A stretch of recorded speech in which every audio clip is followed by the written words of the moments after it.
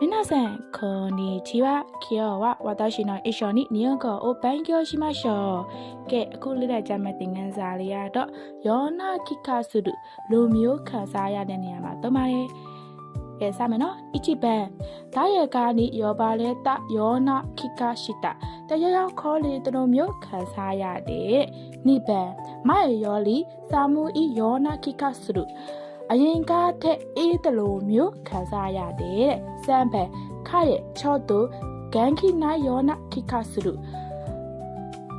သူအားတဲ့တိတ်ပြီးတော့လန်းလန်းဆက်ဆက်မရှိတလိုမျိုးခံစားရတယ်ညွန်ဘန်နာနီကဝါဆိုတဲ့တိတ်လူယောနာခိကဆုလူတခုခုမင်းနေတလိုမျိုးခံစားရတယ်ကော့ဘန်ယူမဲသားသားယောနာခိကဆုလူအိမ်မက်မက်ခက်တလိုမျိုးခံစားရတယ်ပြောတဲ့နေရာမှာတမရီကဲအခုလေ့လာခဲ့တဲ့သင်ခန်းစာလေးကတော့ယောနာခိကဆုလူလိုမျိုးခံစားရတယ်လို့ပြောနေရမှာတမရီじゃあここ待てまたね